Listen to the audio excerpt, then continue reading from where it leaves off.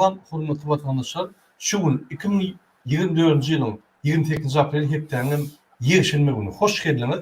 Demokratik Opozisiýasyň platformasynyň kanallarına. Hurmatly vatandaşlar, şu gün men bilen gepleşige Muhammed Döýji, ýagny Konstitusiýonly Centryň ýolbaşçysy gatnaşýar. Muhammed ağa, salam aleykum.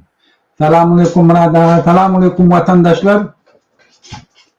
Hormatly vatandaşlar, şuňky çykyşymyzyň temasy Türkmen intelligensiýa ýüzlenmek. Ýagny demokratik opozisiýanyň adyndan Türkmen intelligensiýa ýüzlenmek. Ine gepleşigime başlamakam Muhammed ağa ruhsat berseňiz, men size Türkmenistandaky vatandaşlarymyň aş gaýdyny aýdyp bereýin. Ine Türkmenistanda koronavirus bolandan tanjym edilen adamlar, laytada ýaşuly adamlar şuňky günü ýüreginden tutup ölýärler. Ine şoň näme hiç kim bilen ok. Şol tanjym edilen soň häzirki ýa-ni onuň bedeni gowşak bolýar. Şo gowşaklyň ýa-ni tanjymyň esasyna ölüme getirýär. Ne şul zatlary medik tarapdan hünärmetler ýaňlatdyrýar. Şunu hökman aýtyp beriň Murada. Hökman suratda tanjymy kim ruhsat berdi? Kim ýa-ni şunu karar çykardy? Näçip Hytaýyň tanjymy karar çykardy? Kim şonu eden bolsa, ýa karar çykaryp şonu getirden bolsa, şol adam hökman jenaýada çekilmeli. Biz sizin bilşiňiz ýaly ulum Serdar Berdimuhamedow, ine şol adam gurbanlyk ki hökman surasa jenaýada çekilmeli. Bir topar adam tanjymyň esasyna, ýagny tanjymyň hissesi sebäpli ine ölüp gidýär, naýtada ýaşurlarmy. Näçip şu ýazat edilýär, näçip şun ya komissiya dörülüp şu ýygarlanan oklar bize jogaplar gerek diýip ine vatandaşymyz Türkmenistandan jaň edýärler. Ýene bir habar geldi, gennejeler ýa aýal maşallar jaň edip bizar edýärler, ine şeýle diýärler. Ýol ýok.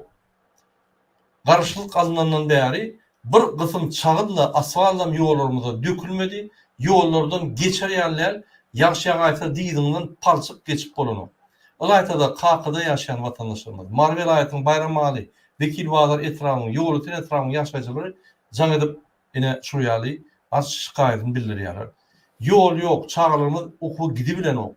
Diýdiňe çenli çukur su, traktor minip geçämeden geçip bolan ok yollardan. Şunu gayret edip aýdyp ber, Murad ağa, egerde yollar olmasa biz yol etjek ve yürüyüş etjek diýip aýdýarlar. Yine Serdar ve Gurban Berdimuhamedow.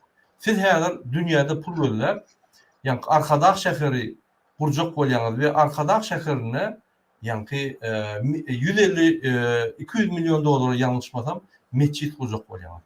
Ine şu zatlar durup, siz gatly çalt ýagdaýda ýollara geçmeseňiz, ýollara oňup başlamasaňyz, kakan ýollaryny, vekil waadar, bayramali ýolutin etrafynyň ýollaryny oňurmasaňyz, ine adamlar köçer çykyp ýolları beklejek diýe. Soň ýürüş etjek diýe. Ine men size Türkmenistandan gelen habarlary aýtdym. Indi bolsa biz kiçik bir video seyredelim şu Türkmenistandan gelen videolara Muhammed ağa. Bir video bu temamıza geçelim. Hormatly vatandaşlar seyredin. Darganata Gydylbaýdak diýilen ýerde, Gydylbaýdak obasynda ine şuraya ýollar. Inşallah. Take a deep breath.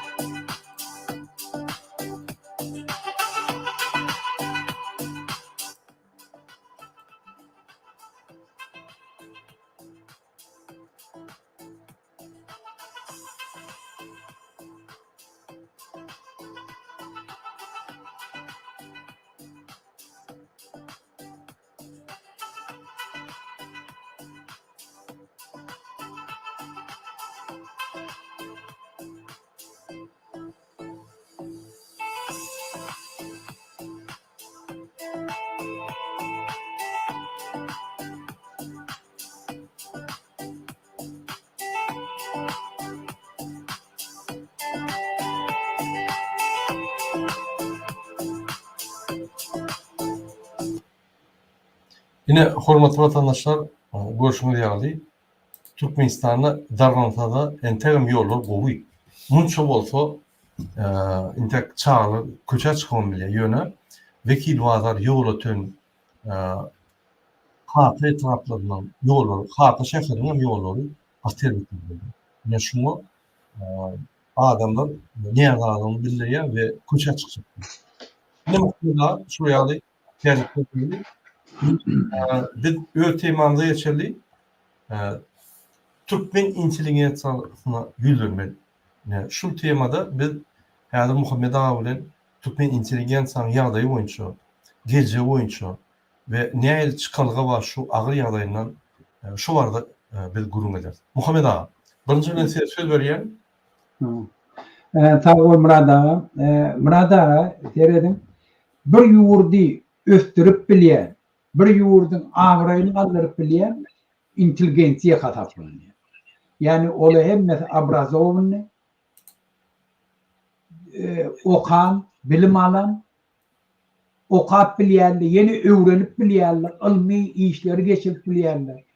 Ýurdun içinde kulturany östürip bilýärler, tungaty östürip bilýärler, ilmi östürip biljekler şolar. Bizim çağalamada ilim berip biljek, olar östürip biljek şolar.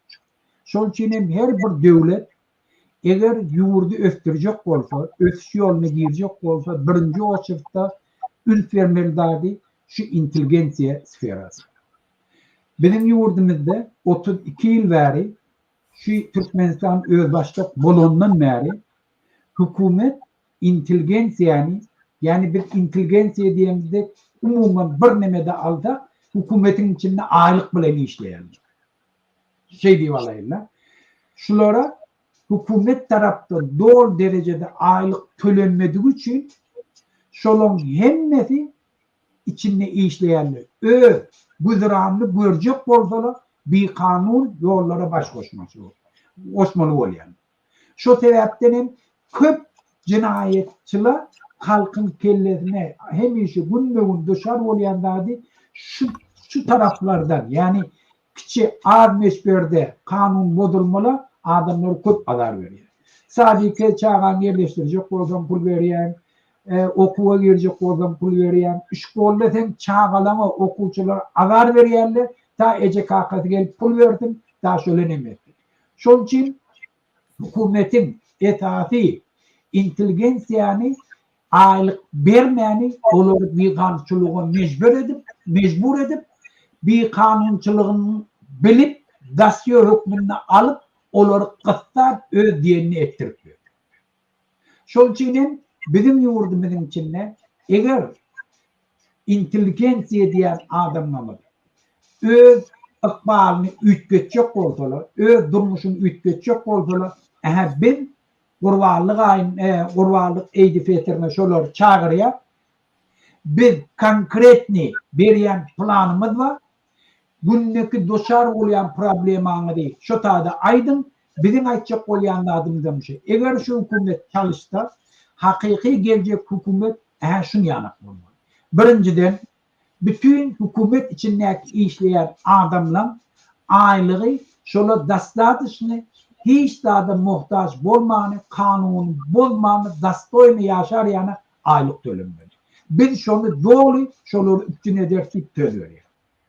Şo sebäpden eger kimde medisine sferinde işleýän bolsa, eger wraç bolsa, elinde lisensi bolsa, olu en ýokarky dünýäde bar tejribelerden haýyrlanyp, biz şolan aýlyklary o derecede tölenip, ondan özleri gidip yine de medikal centerleri, şahsi medikal kliniklerini açmana, öz lisanslarının esasında biz doğru şolara töberýär. Ta halkı gıtta pul almasınlar, öz hünerini görkedip, öz etmeli işlerini edip, halka o hizmet edip, halkın hem söýgüsini münasip bolar yani. Hem yurdun içinde beceriş sisteman düzeldir yani biz şoları öpçületmene borçluyuz. Bizim yazıcılığımız en bedbaht kalk bizim yurdumuzda bizim yazıcılığımız. Yazıcılara niyazaftan tuttaşın için azar var mı verdiler. Yurdun içinde metbuat, adat metbuat yok. Neşriyat dine hükümetin eline, dine hükümetin prikazı boyunca adamların kitap çap oluyor. şahsi çapkanalı yok. Şol üçin bizim yazıcılarımız eger bir zat yazarsa şonu çap etmegi hiç ilim mümkinçiligi yok. Eger bir yerden mümkinçilik çap etjegem bolsa, hukumet diňe hukumete yarayan dady şoňa çap etdi. Şu sebäpden eger çap edibem, indi men şunu boldum bir yerden pul tapdym, girdin çap etdirdim diýse-de, ýurdun içinde şonu satyp şondan peýda bolmayan günni geçirmäni mümkinçiligi yok. Şol üçin biz bütün dünýäň tejribesinden haýyrlanyp, yazıcılar bir ýurdun kulturasyny, edebiýatyny, tümüňi östirip bilýän adamlar, ola talantly adam, şola iň uly hormata eýe bolmalygyny biz bilýär. Şol üçin biz Türkmenistanyň metbuat azatlygy dol üçin etmek bilen hususy eýeçilikdäki çapkanalary açdyrmaga ruhsat bermek bilen sanzurany düýbünden aýyrmaga ruhsat bermek bilen biz talantly yazıcılara dol şert görer, ta ýurdun içinde, dasta içinde pul kazanıp öz eýeçiligini näkidady, yani öz hunerini, öz yazıcılık okuýuny östürip bütün ömür öz halk eden hunerleri şolara girdeci getirer, ýanak bir şolara şertdiler. Ola indemeýler hukumete gelýän adamlara kitap ýazyp öz talantlaryny skrite saklap, öz içindäki etýän azat pikirlerini gahar bilen yüreklerinde saklap ýörmäge biz olary mejbur etmek. Biz Türkmenistanyň aýdymçylary, tumut içindäki işleýänler, biz olary bir adamın hyzmatçysyny öwürmäni, ola aýratyn, swobodna, hiç kime degişille öz opşusymyzda hyzmat eder ýani. Öz halkymyza, ýurdumyza hyzmat eder ýani. Şert töredip teatrda, kinoda, tumut sferadaky işleýän adamlara dol şert töredip hemmesine öz tumutlaryny östürip dastatykda ýaşar ýani. Üçünçilikde ýaşar ýani. Halkyň tiýlegiňe gazanar ýani we hemişe öz ýurdunyň öwündäki edeni işine gowanyp geder ýani, hormatly ýaşar ýani eder. Şol üçin biz bütün yazıcılardan, şahyrlardan, hudojniklardan, tumut işgärlerinden, hukumetin içindäki işleýänlerden, ministerlikdäki işleýänlerden inni stop diýin. Indemeýler bir kanun yol bilen pul kazanjak bolmam. Sizin meseleňiz belli. Sizin meseleňiz şundan ibaret ki hukumet size hormat koýana, sizi ulýana hormat etýär, sizin talantyňyzyň eýesi, sizin okuy pulunyň eýesi, size yol açana, sizi bihançylyga mejbur etýär, size har bolmaga mejbur etýär, size yaranjyklyk etmäge mejbur etýär, sizi adamçylykdan, wejdandan, imandan atgalýar. Şo sebäpden Türkmenistanyňky siýasy ýetgeçlikler sizin durmuşuňyzy düýp götür, dastoyny işläp ýaşar ýanar. Ýokarky uniwersitetlerde, institutlarda, kolleşlarda mugallim bolup işleýär. Indemeýler siz hiç wagt öz okuwçylaryň ardyndan çörek almarsyňyz. Olar gyssa pul getirip, ondan men baha goýarym diýip olaň öwünde kiçelmersiňiz. Siz dastaşyny aýlyk alarsyňyz. Biz Türkmenistanyň içindäki institutları, kolleşler dünýä derejesine ýetirip, dünýä sistemasyna gabat getirip, olary hem döwlet tarapdan budjet berip, hem şahsi institutlary açmaga ýol açmak bilen biz mugallimlaryň, uniwersitetdäki işleýän mugallimlaryň, professorlaryň, akademiýadaky işleýänlerin ilmi östürmekde, okuwçylary gowy terbiýelemekde, öz şahsi durmuşlaryny düýp göter, dünýä gabat geler ýana şert töredýär. Indi hiç bir mugallimy kiçelip okuwçysyny mejbur edip pul aljak bolmaz. Burada men boldum.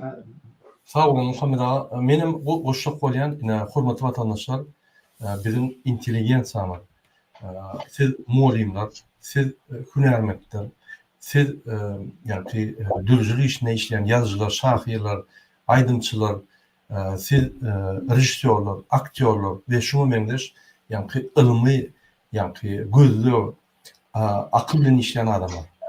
Yine men size bir näçe material öküdeyim. Sizin aylıklarınız näil bolmaly? Näherrak yine Ýewropada, Amerikada näçe sizin aylıklarınız bolmaly? Şoňa görä şonu bir seyret geçelim. Ondan men ýa kirleşim dowam ederim.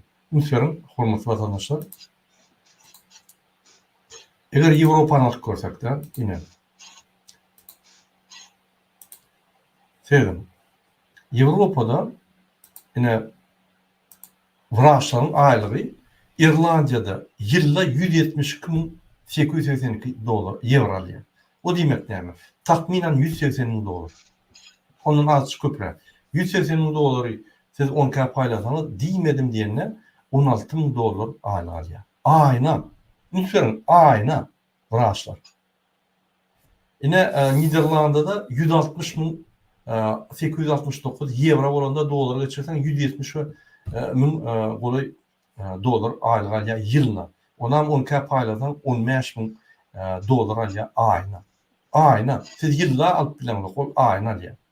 Ine şuraya aýlyklar Belgiýada, Islandiýada 155.000, Germaniýada 146.000, Welika Britaniýada 136.000, Fransada, Portugaliýada, Italiýada ýa-ni 100.000 golay euro aýlyk alýar. Ýöne 100.000 golay euro aýlyk alanda onun sosial garantiýalary köp. Kompensasiýa bolýar. Takminan $178-180.000 bolýar aýna. Onam kesik desem 25 dolardan 38-40-50 dolara çelli ýa sagatna tölenýär. Ünsürüm. 4 sagatda işler sizin bir ay aýlygyňyz alýar. Yarım gün işler, yine Ýewropada wraçlar, yarım gün işler sizin ýa-ni bir aýlyk aýlygyňyz alýar. 4 sagatda.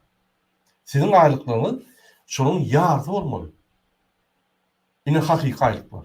Siz sagatna diýmedim diýende $7-8 aýlyk almaly. Minimum. $15 çel aýlyk almaly. 7-den $15 çel medisinsk personalyň ýa-ni derejesine görä.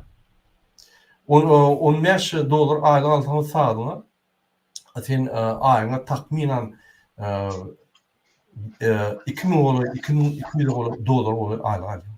Yani şol aýlyk alanda sen ziyat kalmarsyň, ýa-ni medisinski dermanlar satmarsyň, sen adamlary ýa-ni etmeler operasiýa etdirmersiň, sana aýlyk ýeterlik bolýar.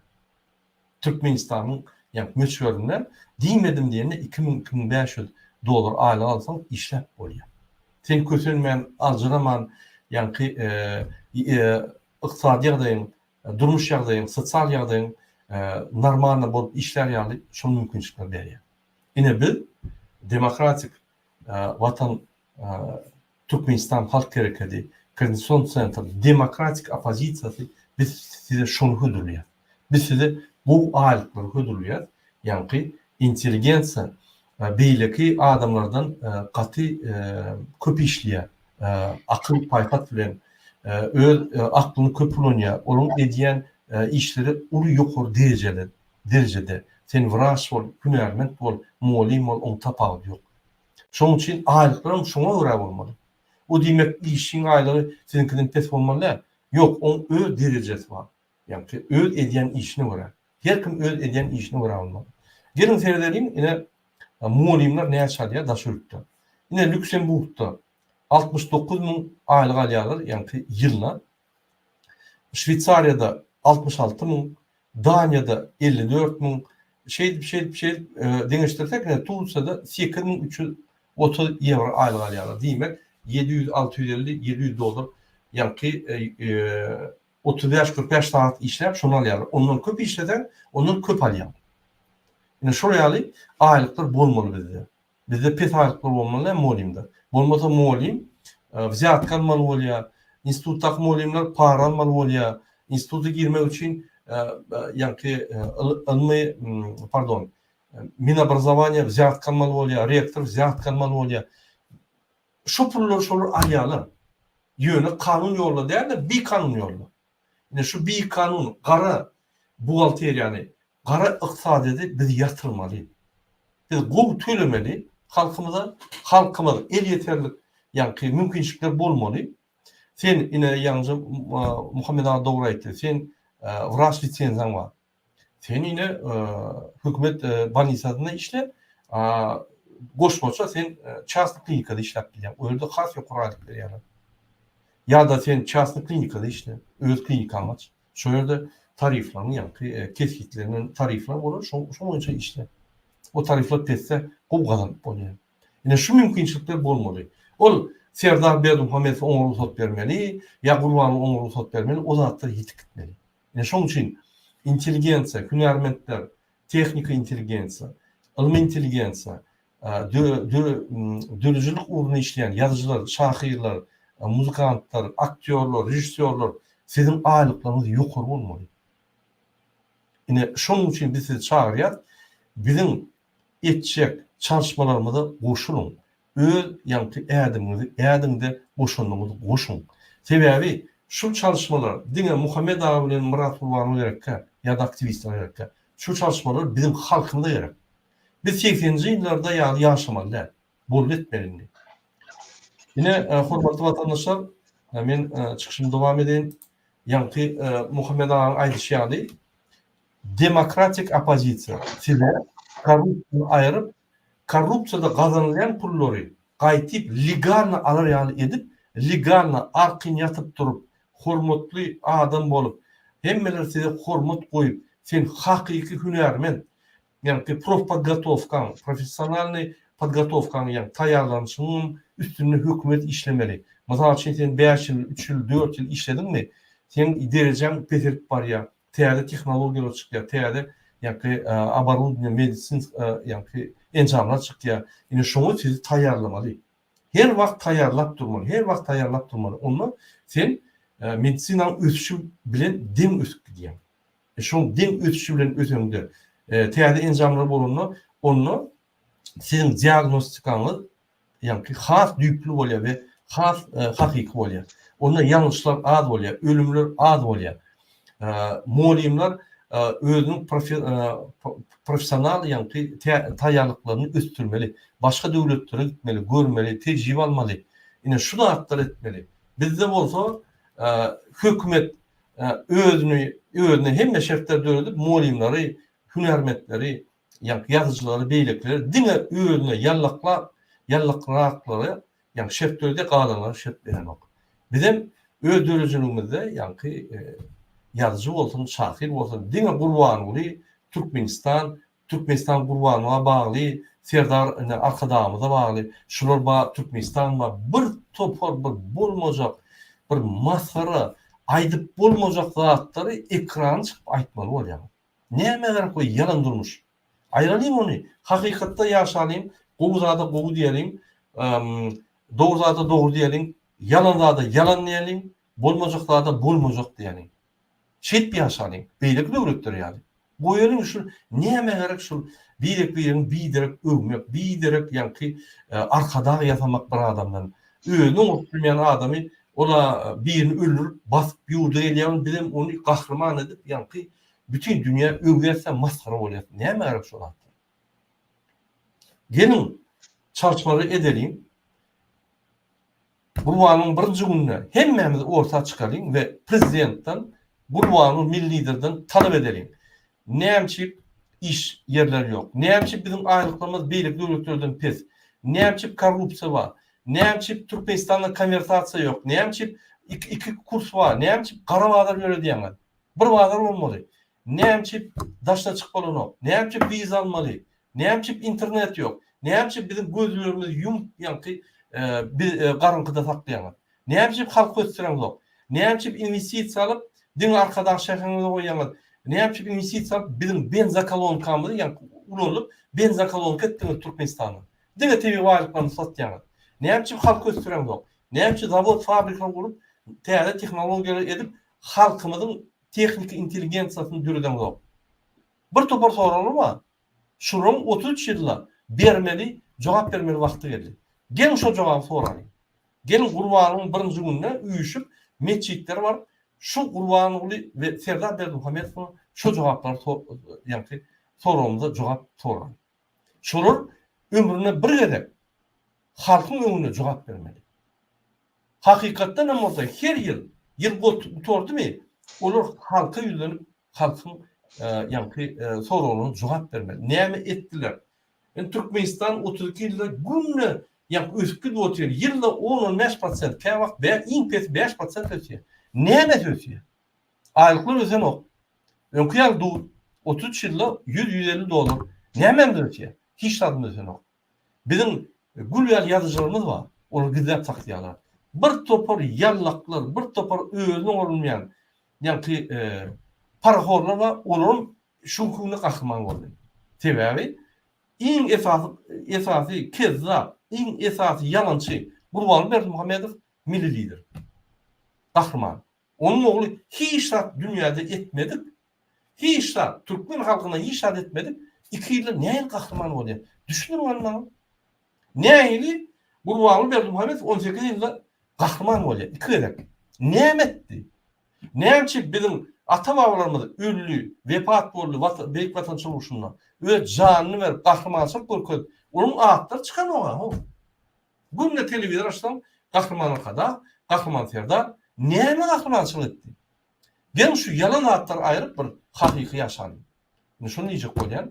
Şoň üçin ilmi bilen bagly işleýän ýazyjylar, molimler, wraçlar, teknik intelligensiýa, hünärmendler, şahirler, rejissörler, aktörler sevilýär.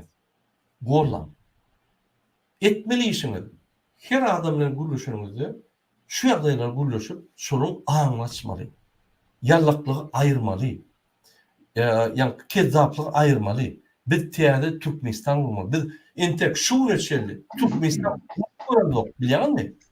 91-nji ýylda Niyazow diýen bir kezzap Türkmen maşkryçkary özüne Türkmenistan urdy.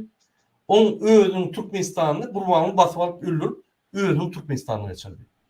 Türkmeniň Türkmenistany ýok. Hakykatdan hem nämemiz bar? Hiç tadymyz ýok. Häzir ýerlerimizde alyp dur. Indi sen Mardawy bolsaň Aşgabatda ýyp bolmaň. Daşoğlu bolsaň Aşgabatda alyp bolmaň. Eýem territoriýamyzdan baglap gidip oturýar. Indi öýe girip, öýlerinde maldy, başgalar da maldy. Betetmeli şu zatlar bolunny. Ýaşullar, men ýadymda, ýan kuş oynamany başlamda, gämide, ýaşlykda, änewde güýçli şahmatistler bardy. Men size bir daha da aýdyp bereyim. Ýadymyzda bolmasa şu Aliyeshkin geldi Türkmenistana, bir güýçli şahmatist. Şol gidip çägide bir çopan bilen kuş oynady. Zor durddy. Soňra interwýu berýär. Eger sizin çopanın soraýary güýçli bolsa, onda sizin şahmatistler näme?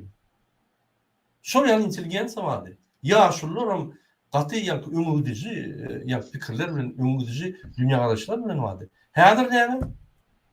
Parlamentde barsaň, ýöne arkadagy şohrat, bir topar maskarçylyk. Boý bolsa ne derýin şu zatlary? Muhammed ağa, söz sizler. Murada yani aýdyp geçenlerden doğru. Men o hemme intelligensiýelere bir daha da aýtjak bolýar. Biz ýöne boş söz beremde, biz aýtýanda atlamady, bir gysy wagtyň içinde doli abasna vadem edip biler, nerden bulçada alacağımızdan aýdyp biler, konkretni her sferada näme etjegimizden aýdyp biler, onam ýuwaş-ýuwaşdan aýdar soňra ýöne men bir daha da aýtjak bolýar. Biz hiç bir daha da hawadan albaýdymda. Biz dünýäde bolan zatlary, gözümüz bilen gören zatlamady. Şu taýda ýaşap ýok. Şu adamlar şu ýurtda şol ýany edilmelerini edipdirler. Şolun geçen tejribeleri var. Şular alıp da biz aňyrda etjek bolýar. Şol üçin anyk edip bolýanyna göz ýetirenmiz üçin şunu aýtýar. Oňa sen ýurdun yer atdy, Siriyoloram gerekli. Panama diýip bir yer başladı Orta Amerikada. Южный Amerika bilen Severni Amerika arasında bir incecik bir neme. Şun arasından bir kanal geçiripdirler. Bir kanal nemeni Atlantik Okeani, Tihi Okeanının arasında. Şondan geçen suudlar bilen hemen sistematını düzelttiğim için bütün Latin Amerika'dan yüzde kovu yaşayan. Yoksa şakal.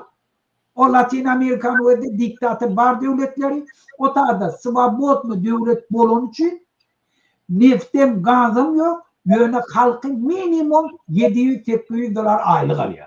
Şu regionda en kovu yaşayanlar şunu. Ödem cemiyetim 4 milyon 4,5 milyon nasiliyeti var.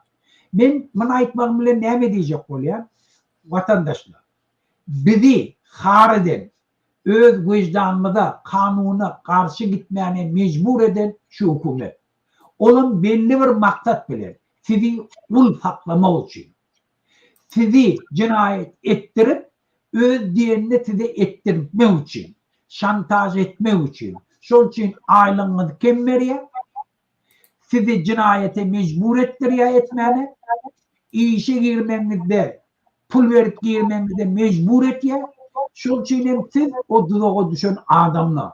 Siz hem öz gününüzü görmek için öz soğustunuzun, vicdanınızın, namusunun karşısına gitmeli. Kanunun karşısına gitmeli oluyor. Gelin enniden melek şoları büyük götür ülkedelim. Enni Türkmenistan'ın içinde hükümet işine girmeklikte hiç vakit biziyatka alınmaz. Alınmar yanak şert töredir. Dünyadan bir yerde bak. Şu şertler ayrılanır. Aylıkla sen bir yerde işleyen adam kanunu bolup halkın karşısına gidip halktan doğru bilen pul almar yanak eder. Şu hem yerde bak bir de şunu eder. İktisadiyetin ötüşüne göre de halkın aylığın son yanak kalar. Şunun için biz şunu biliyor. Şunun kunem eğer biz hükümette siyasi güçlük gezdirsek bizim halkımızın, intelijensiyamızın yağdayı büyük götür ütgeye. Onun üstüne de bizim yurdumuzun yarattı mali ören köp. Biz ta iktisadiyetimiz bir belli dereceye yetkençe biz şunu bir bazı hükmünde de hayırlılık bilir halkımızın o yaşamamız. Şu sebepten hem de size varlı. Eğer indenmeyle öz vicdanınızın, namusunuzun, kanunun, imanınızın karşısına gitmeyecek olsanız sesinizi çıkarın, fikir edin, kurbanlık namazına varın. Biz şunu söz veriyoruz, hem de biz büyük götür, üç götürümüzde. Şunu önem bilen ait ya, bütün dünyada biz bilen hiç kimin şu haram dağdanı kollamak için sizin önünüzde durmayacağını biliyor. Yönettiğine bir şey, siz şu tapmanmanı biliyor. Bunu burada. Doğru diyen, hürmetli vatandaşlar, men yalnız aytıp geçtim. İnteligensa yeni öğretmenlerden ümit verin. Şunku günü siz öz maşalarınızı özünüz dolunduruyorsunuz. Aylık alıyorsunuz. Aylıktan gerekkel kitapları töleýäňiz. Gerekkel ýa-ni çäherleri töleýäňiz. Sizin aylıklarınızdan şu çäherler, şu kitaplar ýa-ni çap edilmeliler. Sizin aylıklarınız öz güýjüňizi goýup, nýereňizi goýup, ýa-ni çağrılar öwredip, hünärmentlik işinizi edip, şol hakyky aýlyňyz, ondan hiç kim haky ýok sizin aýlyňyzdan, ýa-ni gazetlere, jurnallara, arkadan ýa-ni sadakatyna, arkadan kitaplarına, arkadan çäherlerine, arkadan ýa-ni her bir proýektine pul tutmanyň haky ýok. Tutun ya. Sizin sorunuz. Şu wagtda ünsörün, siz öz hojalygyňyzy ýa-ni dolundurýaňyz. Her bir hojalygy dolundurmak üçin eger iki adamdan ibaratlyk hojalyk bolsa minimum $450 kazanmak bolýar. Mana ýaşajak bolsa, wagtynda ýa-ni iýip, wagtynda ýatyp, wagtynda eşikler alyp aç, ýa-ni oňuňa gidip çykyp, ýylda bir gelip 30 kalendar ýaly minimum $450 şol maşgala almaly. Ýa-ni 1-200 belki $250 aylyk, dolar meşgulüne aylyk almaly. O diýmek, şun kurs 20 mi? Realny kurs barmy? 20'den alıp bolýarmy? 3,5 alıp bolýar, onu hasap etmeliler. Diýmek, şu kursdan 20'den $450 ýa-ni adama almaly aylyk. Minimum. Minimum. Şol aylygy siz alýaňyz. Köpiňiz, baryňyz ýa. Paraxorluk edip, ziyat kalıp, o bir bolmajak problemleri düýdüp, ýa-ni zanaveska pul alyp, medikamentleri pul alıp ya gerekmeyecek zatları pul türedip ya da hükümetin veren zatlarını yani satıp onu operasyon edip yeni bir zat edip almalı oluyor. Demek şu pullar ba yönü olur kara yankı kara buhalteriyede kara iqtisadiyetde aylanıyor. Niye mi gerek bir de kara iqtisadiyet? Bir kurs alim normalini şu pullar ba bir teyden pul dürütmeliler. Bir de şu pulları köpeltmeli. O demek neyme? Şunk oğurlayan paraxorluklar durulup bir paraxorluğu durup bilsek demedim diyene 10 milyardı ekonomika döküyor. Demek bizim satyan haritlerimiz, paraxorluklarımız, çeken kontraktlarımız şu jaya yani pul tölecek bolsak 5 milyon, şonu 2,5 milyonu kurup bolya, şonu bahadını aldık bulur para yani. Yok, şonu tışıyetli yani ulanıp biz o ekonomiyani yine de halk üstürmek için, sosyal maddi adayını üstürmek için koyuyor. Demek şu pullu yöne biz aylanışını doğru eder. Ondan da aşağı eksportu güçlendirir. Ondan da aşağı adamlara bir topor yani adatlıkları verir. Yerleri paylar. Biznesmenlere kontrol etme diyali. Mümkünçülükleri kontrol gerek. Yöne o kontrolün düğü maliyeti çalışmalı. O kontrol gelip bunu basmak için edilmeliler. O kontrol gelip şu adam, şu toçka, yani mağazin olsun, zavod olsun, şunların o işler yani, şunu neye kömekleri gerek? Ha o şu salgıtları tölep bilmeyendir. Şunun indikide tersap olsun, tölümen deyip yani ona reyting verirler. O reytinge oraya da kreditler yaptırır üstüne. Yani şu yani bir iqtisadi instrumentleri ulanıp etmeli. Onun için tecrübeli adamlar gerek, kunermetler gerek, inteligensiya gerek.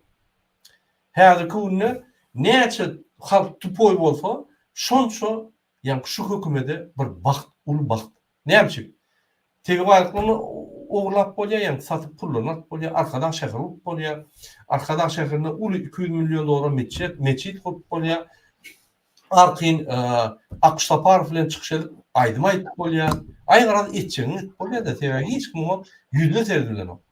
Sorga anarda dursun. Eger de inteligensiya öz hakiki borçlarını yerine getirse, yani halk bilen gürleşenini üstürse halkı, ondan halk mümkün çıkıyor. Tebe inteligensiya mümkün çıkmağına mümkünçülük yok. Tebe yitirgen zat köp. Yöne sağda halkını yitirgen zat yok. Yani genelcilerin deyiş yani. Eğer de köçeler kurulmasa biz böküp yolları bekleyecek diye. Hani bize bir zat etse etsinler deyip yüreğe düştü. Çağcıklarımız közenip yani diyizden su diye yakşan aysa. O näli garşylyk 30 ýylda köçürlük bolanok. Entek bir gezek çağlam dökürlenok diye. Asfalda anada dursun diye. Şu ýaly şoň üçin size haýyş biz gelecekde size programmalarymyzy aýdyp beririz. Haýsy ulugunda näil aýlyklar ululur, näil şertler düzdürür ýöne biz sizi din aýlyklary ululdup yani şertler düzeltmez. Biz size hakiki şertler düzeltiriz. 45 saat işleyemem, koşmaça işleyemem, koşmaça aylık. 2-3 yıl işledin mi? Her 2-3 yıldan yani sen profesyonel yadayını ulutmalı. Demek seni başka devletlere akıtmalı ya da o yerden yüyütü ulu güçlü vraçlar getirip size yani sapaklar verip sizi üstürmeli. Sebebi neyse okuyumu, neyse yani hünermetliğiniz üstse şonça adamları halat ettilersiniz. Şonça adamları yetiştirdilersiniz. Einstein'ları yetiştirdilersiniz. Şonça Türkmenistan'ın derecesi galya, teýden nano tehnologiýalar etip bolýa, bir topar zatlar etip bolýa, halkyň düşünjesi ötýär. Iň ul baýlyk dünýäde. Her döwletiň iň ul baýlygy halkyň ýa-ni ilim derejesi, akyl derejesi. Şu baýlyk. Şunky günde Türkmenistanyň iň esas baýlygy näme? Tiýip baýlyk. Halk hiç adam hatap edilen o. Oraya devletden, oraya devlet benzakolonka ve bir adam için kurulan devlet. Biz bundan gitmeli. Bunun ne? Vakti geldi. Gurbanlığın Serdar Berdimuhamedov Gurbanlığın birinci gününe cevap vermeli. Şu koyulan doğru olur. Cevap veren yok mu? Köşkü gidip tutuk edip çalışmalı. Eğer hasap etmeyen gelmese ya televizyona çıkıp cevaplar vermese bir köşkü var şunu arrest etmeli, çalışmalı. Boldu. Men polislere, MHM guluklarına, yani prokuratura, harbi, pograniçni guluklara hemmeler ýüzlenýän. Sizem halk, sizem bir asmanyň açan ýanky şünerli adamlar däl, formaly adamlar däl. Sizin formaňyz, ýa sizem dogulup ine ýanky ineden dogulup sizem özüp ýa polis bolmagy, MHM bolmagy, sizem özüňizi ýanky ofitserski nimäni dikindiňiz. Sizem asmanyň açan adamlar däl. Şoň üçin halka azar bermäň. Ömrüňizde bir gezek, Türkmenistanyň taryhyna bir gezek, halka öz istek boýunça saýlawyna ýol bermäň. Ýol berin, pardon. Şu ýaly bir kançylyk ýol bermäň, halky basmaň. Gurbanyň aýdar, gyýgyrar, ejeňiz bajaňyz da çelli ýeter. 24 saat garaşyň, biz özümüz onu tutup alyp, kimin ejet bajasyny biz onu görkezerdik. Şoň üçin haýsy urda bolsa da, haýsy urunda bolsa da, eger awraýly işläp, bu aýlyk alyp, hormatdan halkyň tarapyndan, öz başlygyň tarapyndan hormatdan hakyky beýlik döwletleri ýaly artyn ýaşajak bolsaň, sen hökman goşulaýman. Goşulyp bilmesen, her adam, bir adam taýýarlamaly. Düşünje çalışmaly. Şu zatda biz hökman edämeli. Muhammed ağa, burada mene bir şu hükümetin içindeki işleyenlere bir daha yatlatacak bolýanna. Inni dünýäi bütgedi. Biz 21-nji asyrda ýaşaýar. Inni islemi adamdan ara gatnaşygy beýleki döwletler bilen giň. Eger Türkmenistanyna hökmenem, ona hiç şeki şopa da yok. Berdi Muhammed bilen oğlunun kaçıp gideceği belli. Ýa-da tutmak ediljegi belli. Şuna ykbalyn bağlap, şu gepi bilen bir kanun halkın karşısına gitýän adamlara yüzlenip aýtjak bolýan adam şu. Häzirki dünýädäki bar kanunçylyk şu ruhlady berýär. Şular dünýäň haýsy kunjeginde de bolsa, şolary halkın şu ýurtda konstitusiýasynyň karşısına giden üçin islenlik wagty. Yani ta ömürleri ýaşap ýokka şolary bilseler, arda ýa-da duruldy döwletler şuna palnamoçylar ba, şolary sud etmäne, şolary eden jinayatyna jogap berdirmäne. Geçen hepden içinde Siriýeň bir ul derejeli generalyny Şwetsiýada tutdular. Siriýede halkın karşısına giden üçin. Beşar Esed'in buyruglaryny yerine getiren üçin. Iminni advokatım, men hiç zade bilemem, men bayenni, ýokarda näme prikaz berseler, şonu yerine getirdim diýip zaşşat etjek boldy. Olam bolmady. Häzir şu proses gidip otdy. Şoňa bütün ömürlük Şwetsiýada ömürlük türme hökm berjek bolýar. Men näme diýjek bolýam burada?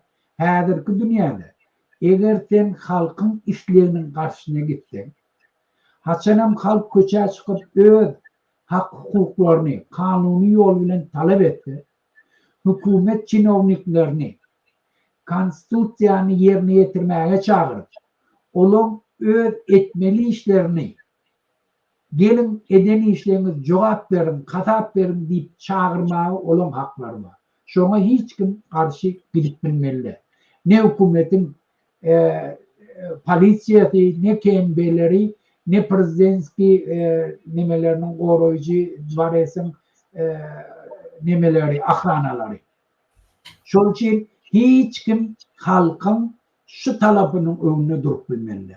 Kim şoňa öňünde dursa bilgin cinayet işi sizin karşınızda olgunur. Siz niretde kaçıp gittiğiniz hükmen ele düşüyorsunuz bellidir. Men şunu söz berýän, tebi şu boyut duranda. Şol çiğnem her bir yurdun içinde halk hareket edenle polisiýa şolary goraýar.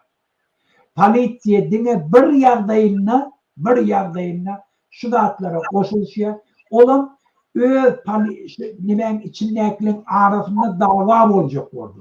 Bir düzgünçiligi yol berjek bolsalar. Şol mitinge gelen adamlar vurup yenşek bolsalar, şolun karşısında durmaly. Miting etýän adamlary goramaly. Olan borcu şondan bar. Yani konstitusiýa olara şonu diýer. Siz halky goramaly. halkın protestini oramalı ya. Tebe konstitusiya boyunca halkın protest etmeni, hükümet yol başçılarını cevapgarçılığa çağırmaya hakkı var. Şu sebepten men hemmetine yeni bir gödek görüyorum. Halkın karşısına gidecek bulamam. Sizin ıkbalınız, halk bilenler, şu tarzda yaşamalılarsanız, bir tane haramdadani bilýäňiz, siz bizden beter gowulýaňyz, şol üçin ona ıkbalınız bağlamak. Bize düşünükli. Şu atlam halk sesini çıkarmadığı için siz hem ne alace değil, şu tarz düşüp dursanız, dürlü neme bulen priçinleri boyunca häzir işlep ýokun. Yöne halk hareket edenle halkın karşısına gitmez. Bolun bravo. Sağ olun. Benim bir goşluk aydanımda yine MHM, polis, prokuratura, suutda işleyen adamlara yüzlenýär. Ünsörüm, bizim 6 milyondan gowrak halkymız var. Bu ofisial maglumat, Türkmenistan berýän maglumaty. Yöne menin pikrimçe 4 milyon gowrak halkymız var. Indi siz 4 milyonu halkyny gowraman, şolun konstitusiýa boýunça haklaryny gowraman, diňe 2 adamyň hakyny gowraýar. Onun gurbanyny Serdar Berdimuhamedow. Bu logika giren okun. Türkmenistan diýip şu 2 adamyň hakyny gowraýar we galan 4 milyondan gowrak adamyň haklaryny gowraýan yok. Gaýtyp onun haklaryny bolup şu diňe 2 adamyň hakyny gowraýar. Talayan adamlar. Awa, onun adamym halky talap, arkada şäherler burýar, bir-birini öldürüp ýa-ni prezidentler berýär, atasy oğluna berýär, adamlar hasap etmän, seslerini seyretmän, bizim seslerimizi oğurlap. Diňe şoň üçin biz şu tutsalar edip basmadyk. İkisinden. Şoň üçin hormatly MHM, polis, prokuratura, suud işgärleri soňky ine 3-4 aýda sizin hereketleriniz üçin köp taňa ýakladım. Ramazan bayramy geçdi. Bir nares etmediniz. Näçe adam bardy? Özüňizden baryp Ramazan bayramyna aýat okudyňyz. Taňa ýakladım. Şu ýaly halk bilen bolup hereketler etmeli. 4 milyondan goloy halky, bar halka seyretmän diňe 2 adam ýa-ni Gurban bilen Serdara seyredip onun haklaryny gorap, olary hemme ministeriýasy bolup saklamaly. O näme dogry? O sizin iş prinsipiňiz, ýa-ni kasa maýdan zadyňyz düýünün bozýar. Pikir etmeň şo 2 adam Türkmenistan, galan Türkmenistan näl? Şonu gowrasak Türkmenistan gowraýar diýip pikir etmeň şol. Gaýtyp näde şol 2 adam Türkmenistan näl? Bütün halk Türkmenistan. Ýadyňdan çykarma. Şu zatlar bizde barmakda düşünürýär. Bir başka düşünmem bolan şu zatlar. Siz menden gowulýaňyz şu zatlary. Şoň üçin wagty geldi. Häzir halk galar. Ömrüne birinji gerek. Siz halkyň oduny aldyňyz. Halkyň geri oýlaryny ýok etdiňiz, türmäge bassaňyz. Inni halk galyp başlandy. Geri oýlar dörep başlandy. Inni ýene gerek şonu etmem. Haýyş. Her adam hakyny goramaly. Amerikan prezidenti bir kanun çıkarýar. Oň ýa-ni assistentti diýär, siz näme beýle kanun çıkarýaňyz? O kanun size karşı diýär. Olam gönaý diýär. Şu men prezident. Erti men halk ýaly adam. Şu kanun halky gorýar. Mene gorar erti diýär. Şol ýaly şu adamlar siz şolu azatlyk berseňiz, şolu ýa gahrymanlar dörep başlady halkyň içinde. Erti döwletiň hem senem hemmetini gorar. Konstitusiýany gorar. Sen çağlaryň haklaryny gorar. Sen gejini gorar. Düşünün şol zatlara. Pikir etmeň bir revolýusiýa etjek, ondan pul aldyk, mundan pul aldyk, täze gelen munça da bolmaz. Ol MHM metodikasy. Bizim aýdan zatlarymyz. Şunu içerli aýdan ýok. Bizim size wada berýän zatlarymyz. Şunu geçerli aýdan ýok. Bir prezidentim aýtmady. Ya bir çynownik aýtmady. O näheri şol ýaly bol. Biz durly, biz başgaça, biz hökümetde işlämdik, pul ogurlamdyk. Öl ýa-ni janymyz bilen gazanýar hemme zatlary. Biz gazanjyň derdini we gazanjyň gadyryny bilýär. Bilýän adam. Şonuň üçin halkyň ýa-ni işläp gazanýan gadyryny, halkyň adagyny biz gowy düşünýär. Sen şonu görüňde tenin dagry diýär. Edil şol ýaly sen kösenýär. Biz ol çynownik bolup işläp, pul ogurlap, bir topar jaýlar edinip daşary ýurtlarda ýa-ni binalar edip girip ýörende. Şonuň üçin täze gelen öňküçi de bolmaz, öňküýär bol diýip ýadyňdan çykarma o zatlar. Mümkin däl. Bizim aýdýan zatlarmy diýip, bizim size düşünürýän zatlarmy indi şu neçeli intek bir sana pozisiýa düşünürip gören o. Çeýnep berip oturýar. Häzir siyasi programmalarmy diýip, ykdysat programmalarmy aýtsak, indi şonu intek hiç kim aýtyp gören o. O näme biz gurban bolýar bolar. Mümkin däl. Bizim içimizdeki kanımız başka. Bizim içimizdeki moleküllerimiz de başka. Bu ne bir kurbanlayan olur. Şu neçeli halkın arkasını tutup geliyor.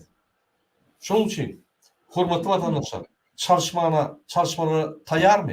İtecek misiniz? Gelin edelim. Bir gedekde bir gününe hem medat bolýar, hem memnun koşulsak bir tane okum atılmıyor. Bir tane adam küsülmüyor. Çalışmalar bayramçılık bolýar. Hakyky Kurban bayramı bolýar. Ine. Muhammed ağa, şunun bilen bir ruhsat bersen gutoran efirde. Bu tormakat men sizi bir daha da çağıracak bolýan hormatly vatandaşlar, bize görüşe maddi ýagdaýdan kömek görek, diňe maddi ýagdaýdan da bize köp kömek bererek, ine maddi ýagdaý üçin men ýürüte sayt görkezeyim size. Ine şu saytda donation diýip bir zat bar, unutmayın. Ne donation var. Şuna bassanız, pardon. Şuna bassanız donation'a yine yürüte 4 hili kömekler bot bilen. PayPal'da geçip bilen, adını yükleyip geçip bilen, Patreon'la, Boosty ve günü yankı pul geçip bilen. Bize kömekler olarak sebebi, her çıktırıcımız olur. Biz 2 ayda bir kişiler halkımıza yankı şu mümkün çalışma mümkünçülükleri dürütmeli. Şunun için kim näme boşan kömek etbilse bize köp kömekler, diňe maddi ýagdaý däl, başga kömeklerim bar. Ýadyňyzdan çykarmaň, ine şu sayta girýäňiz, şu ýerde donation diýen näme basýaňyz we şu ýerde gelip çykýar. Mundaşyndan ýeni bir zat masalasy berýän, ine hormatly vatandaşlar, şu sayta girýäňiz, şu ýerde Politiş platforma devleti seyrediýäňiz, ne şu ýerde bizim size hüdürleyen programlarımız var. Näme biz size vada berýär? Unutmayın, ors diline kim ors dilini okuyasy gelse, yine şu ýerde türkmen diline de var. Yine türkmen diline. Okap bilersiniz özüňiz ve soruňyz bolsa berip bilersiniz. Hormatly vatandaşlar, şunun bilen biz ruhsat berdiňiz efirimizi geçirip gutorýar. Muhammed ağa. Men ýene bir da aýdaýyn nädir şu ýanky kömek barady. Hormatly vatandaşlar. Biz şu an ýörüýte toporlарды öğretdik. Kimde kime?